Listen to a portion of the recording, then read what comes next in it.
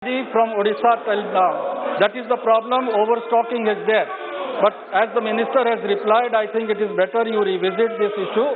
My second supplementary, sir, is no one can deny that companies and business houses, traders in India are often found involved in cartelization to increase their profits. Such a possibility of cartelization cannot be ignored in agriculture if farmers are allowed freely to negotiate best deals with agribusiness and traders. In such a situation, how the government will protect the farmers and ensure best remunerative prices to them for their food grains? वैसे तो माननीय अध्यक्ष महोदय इस सवाल का साथ जो सवाल दिया गया उसके साथ इसका कोई तो मेल नहीं बैठता है, लेकिन मैं समझता हूं माननीय सदस्य भली भांति जानते हैं कि सरकार ने एक विकल्प दिया है। जो आज की व्यवस्था है वो पूरी तरीके से बरकरार है। सरकार ने एक विकल्प के रूप में किसानों को एक विकल्प देने के लिए, उनकी आमदनी बढ़ाने के लिए काम किया है। मैं चाहूंगा कि माननीय सदस्य इसको गहराई से देखें और समझे कि कैसे जिस कानून का इन्होंने जिक्र किया उससे कोई नुकसान नहीं है। तिवारी जी, श्री मनीष तिवारी जी, क्या माननीय सदस्य आप महत्वपूर्ण प्रश्न नहीं पूछना चाहते? आपसे पंजाब की जनता पूछेगी कि आपको हमने चुनकर भेजा था प्रश्नकाल पूछने महत्वपूर्ण विषय पर। अच्छा आए और अपनी बात रखें। माननीय सदस्यगण, हम सबने ये सहमति बनाई थी कि हम प्रश्नकाल को व्यवस्थित तरीके से चलने देंगे, क्योंकि प्रश्नकाल सदन का सबसे महत्वपूर्ण समय होता है। माननीय सदस्यों को अपने इलाके, क्षेत्र की और देश की समस्याओं पर प्रश्न पूछने के लिए इससे उपयुक्त समय नहीं होता। मेरी भी कोशिश रहती है कि प्रश्नकाल चले और आपके माध्यम से जो मुद्दे आप उठाते हैं उसका समाधान हो, उसकी जानकारी आपको मिले। इसलिए आपसे आग्रह कर रहा हूं कि आप अपनी सीट पर जाकर विराजें ताकि सदन ठीक से चल सके। हर्षित कौर। माननीय अध्यक्ष जी, adjournment मोशन इसमें ले लिया जाए। नहीं,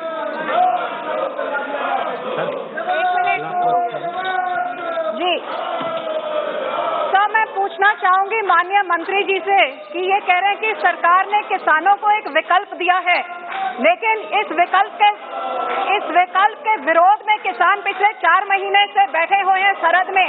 आज सरकार ने एक और नया नोटिफिकेशन FCI ने निकाल दिया है कि सरकारी प्रोक्योरमेंट जो हमारे देश की, हमारे राज्य की इकोनॉमी जिस पे डिपेंडेंट है, वो सरकारी प्रोक्योरमेंट FCI उन्हीं से करेगी जो किसान अपने लैंड रिकॉर्ड्स अपलोड करेंगे।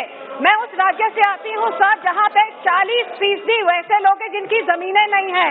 कोई अपने राज्य से बाहर गया है तो अपना जमीन ठेके में दे देता है, कोई विदेश में बैठा है वो अपना जमीन ठेके में दे देता है, उसके पास जमीन नहीं है, किसी जमींदार से लेके देता है। अब FCI के सर्कुलर के हिसाब से जब तक वो लैंड रिकॉर्ड अपलोड नहीं करेगा, FCI सरकारी खरीद नहीं करेगी, तो ये 40% ये बेजमीन वाले किसान कहाँ जाएं?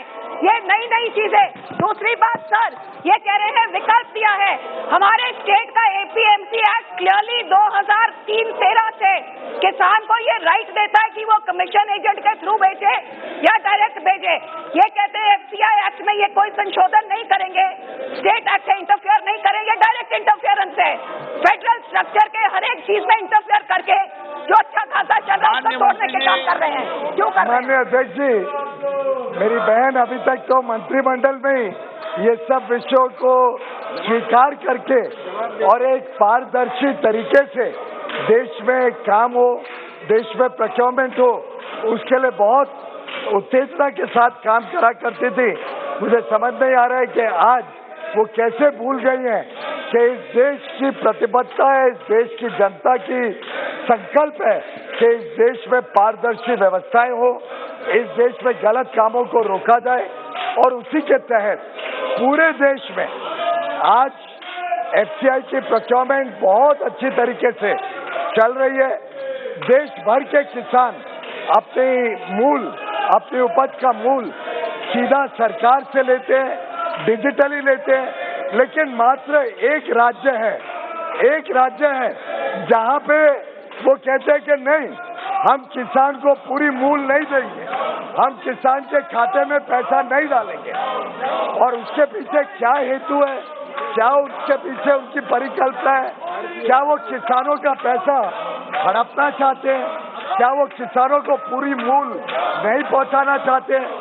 मैं समझता हूं कि हमें पूछने के बदले जैसे पहले वो राज्य सरकार को पूछा करती थी, वैसे वो राज्य सरकार को पूछे कि आज पारदर्शी व्यवस्था मोदी सरकार किसानों के हित में ला रही है, मोदी सरकार किसानों को पूरा लाभ दिला रही है। और रही बात लैंड रिकॉर्ड की, किसानों से ही तो खरीदेंगे, जिसकी भी लैंड है लैंड रिकॉर्ड अपडेट कर दे कि मैंने इसको किराए पे दिया हुआ है, तो खरीदने में तो कोई हमने मना नहीं किया, लेकिन लैंड रिकॉर्ड नहीं अपडेट करना, लैंड में कितना उपज हुआ है, आखिर जमीन का एक उपज तो पता चलेगा। ऐसा तो नहीं हो सकता कि 2 एकड़ जमीन पे कितना भी अनाज उग सके। मैं समझता हूँ माननीय सांसद को आपके माध्यम से बताना चाहूँगा, एक अच्छी ईमानदार पारदर्शी व्यवस्था किसानों के हित में, किसानों को पूरा पैसा मिले और गलत जगह इस देश के करदाताओं का पैसा ना जाए, ये हम सबकी सामूहिक जिम्मेदारी है। Question number 202 Sunita Duggal ji. Question number 202। माननीय मंत्री जी,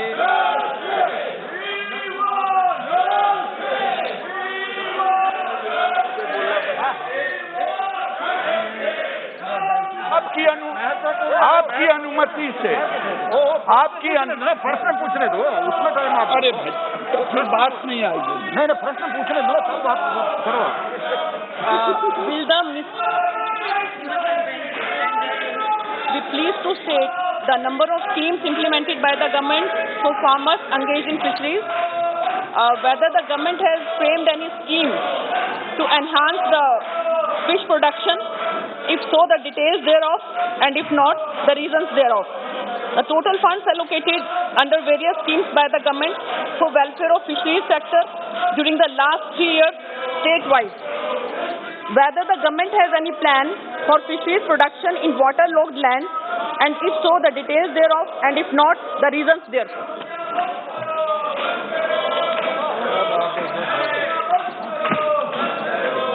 महोदय, मैं सारे प्रश्नों का उत्तर दे रहा हूं।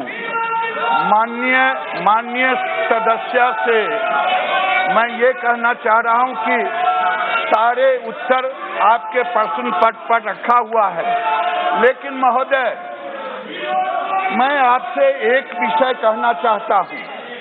महोदय, अध्यक्ष महोदय, मैं आपसे विनती करना चाहता हूं, माननीय अधीर रंजन जी नेता कांग्रेस, कि मुझे ठेस लगा है इनके नेता राहुल गांधी ने 2 फरवरी को क्वेश्चन किया था अनस्टार्ट, लेकिन पांडुचेरी और कोच्चि में जा करके पता नहीं उनका याददाश्त खत्म हो गया, मैं ये कह नहीं सकता। उन्होंने कहा कि ये मत्स्य फिशरी डिपार्टमेंट है ही नहीं, मैं सदन में आऊंगा तो एक अलग से मंत्रालय ध्यान में रखकर यह वर्गीकरण किया गया है। हमारे दल जनता दल यूनाइटेड के नेता तथा बिहार के माननीय मुख्यमंत्री श्री नीतीश कुमार जी ने मांग की है कि इस फॉर्मूले को लेकर केंद्र स्तर पर लागू किया जाए, ताकि जिन वर्गों को इसकी नितांत आवश्यकता है वे इससे लाभान्वित हो तथा उनको अपना वाजिब लाभ मिले। इस शून्यकाल के उल्लेख के माध्यम से मैं सरकार से यह मांग करता हूं कि अन्य पिछड़े वर्गों के लिए दिए गए आरक्षण में जननायक कर्पूरी ठाकुर द्वारा निर्धारित वर्गीकरण के अनुरूप प्रावधान किया जाए। Shri Kanakamedala Ravindra Kumar.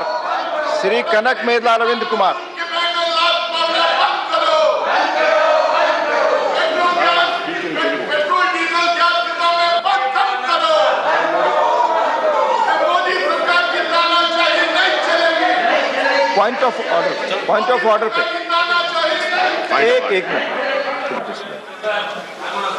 Yes yes